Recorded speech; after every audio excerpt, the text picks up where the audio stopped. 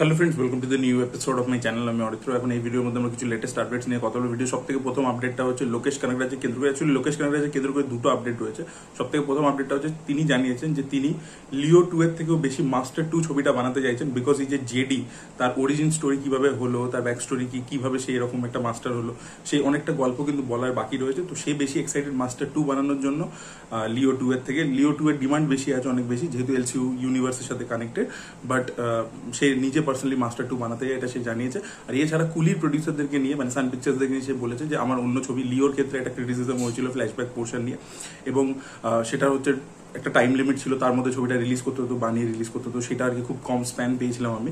তো সেটা কিন্তু আমার কুলির প্রডিউসার এই ফ্লেক্সিবিলিটিটা দিয়েছে যে আমি মানে আগে পুরো ছবি রেডি হবে, তারপর দেখে বলবো যে হ্যাঁ ঠিক আছে পুরোপুরি, তবেই তারা রিলিজ ডেট প্ল্যান করবে। এরকমভাবেই তারা করেছে, এই ফ্লেক্সিবিলিটিটা আমাকে দিয়েছে। তো আমার মনে হয় কুলি বেটার ছবি হয়েছে, এটা তিনি জানিয়েছেন। ভিডিও পরবর্তী আপডেট হচ্ছে শাহরুখ খানের কিং ছবিকে কেন্দ্র করে। তো এই ছবির মধ্যে কিন্তু আমরা অনিল কাপুরকেও দেখতে পেতে চলেছি। ইয়েস, শাহরুখ খান একজন অ্যাসাসিন প্লে করছে, তার মেন্টারের চরিত্রে আমরা অনিল কাপুরকে দেখতে পেতে চলেছি।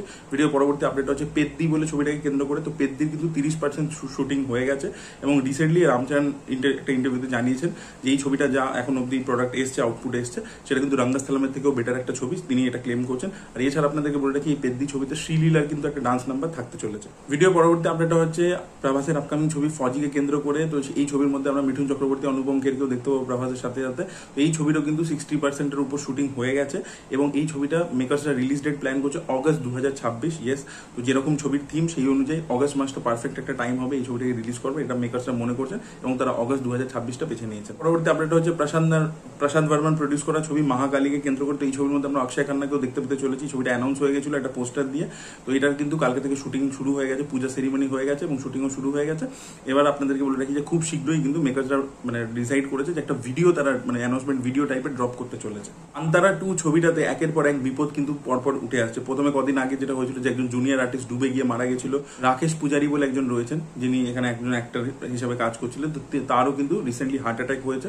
তো এইসবের জন্য আর কি শুটিং এ কিছু কিছু প্রবলেমস আসছে, কিছু কিছু হার্ডেলস দেখা দিচ্ছে। তো দেখা যাক শুটিংটা তারা কবে মানে সাকসেসফুলি কমপ্লিট করতে পারে। পরবর্তী আপডেটটা হচ্ছে দোস্তানা পার্ট 2 কে কেন্দ্র করে। তো এই ছবিটাতে আপনাদেরকে বলেছিলাম যে আমরা লক্ষ্য, যাকে আপনারা কিল ছবিতে দেখেছেন, তাকে দেখতে পাবেন। আর এছাড়া বিক্রান্ত মাসি থাকতে চলেছে, তবে জাহ্নবী কাপুর এই ছবির পার্ট হবেন না।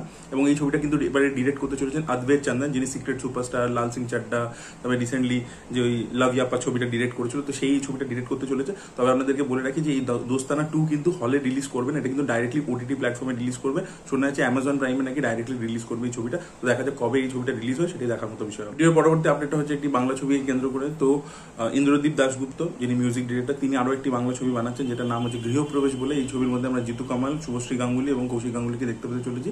ছবির অ্যানাউন্সমেন্ট চলেছে, এবং এই ছবিটা লিখেছেন সম্রাজ্ঞী বন্দ্যোপাধ্যায়। ভিডিওর পরবর্তী আপডেটটা হচ্ছে হেরাফেরি 3 কে কেন্দ্র করে। তো পরেশ রাওয়াল এটা একটা ভিডিওতে জানিয়েছেন যে নেক্সট মানে ইয়ার 2026-এর আর কি জানুয়ারি কিংবা ফেব্রুয়ারি থেকে কিন্তু হেরাফেরি 3 এর শুটিং শুরু হবে। আর তিনি বলেছেন যে ওয়েলকাম টু দ্য জঙ্গল মানে ওয়েলকাম 3, এই ছবিটা কিন্তু জুলাই বা অগস্ট থেকে কিন্তু শুটিংটা আবার রিজিউম হতে চলেছে। ভিডিও পরবর্তী আপডেট হচ্ছে পাঠান 2 কে কেন্দ্র করে। তো পাঠান 2 এ ওয়াইআরএফ প্ল্যান করছে যে ম্যাক্সিমাম পোর্শনটা চিলিতে শুট করা হবে। ইয়েস, ছবির একটা মেজর পোর্শন কিন্তু চিলিতে শুট করা হবে, এবং ছবির স্কেল এবারে পাঠান 1 এর থেকে অনেক অনেক বেশি হবে।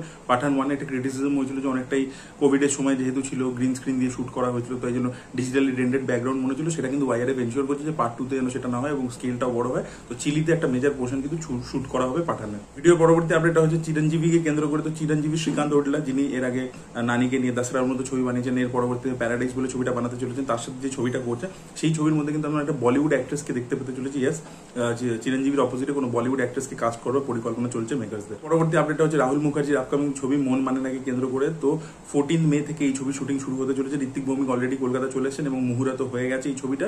এর পরবর্তীতে শুটিং শুরু হবে এবং কলকাতায় শুট হবে, আর এছাড়া নর্থ বেঙ্গলেও শুট হবে। পরেশ রাওয়াল একটা ইন্টারভিউতে ভূত বাংলা সম্পর্কে জানিয়েছেন যে প্রিয়াদর্শন এই ছবিটাকে এমনভাবে শুট করেছে, এত বিউটিফুলি শুট করেছে, এমনভাবে ভিজুয়ালস এসছে যেটা এখন অব্দি কোনো হরর ছবি বা হরর কমেডি ছবি এই স্পেসের মধ্যে সেটা নাকি অ্যাচিভ করতে পারেনি সেই লেভেল ভিজুয়াল, সেটা নাকি প্রিয়াদর্শন এই ছবিতে করে দেখেছেন। এটা একটা বড় স্টেটমেন্ট। দেখা যাক ছবির টিজার ট্রেলার এলে তখন আমরা বুঝতে পারবো যে কিরকম আউটপুট এসছে, পরেশ রাওয়ালে কতটা মিলছে।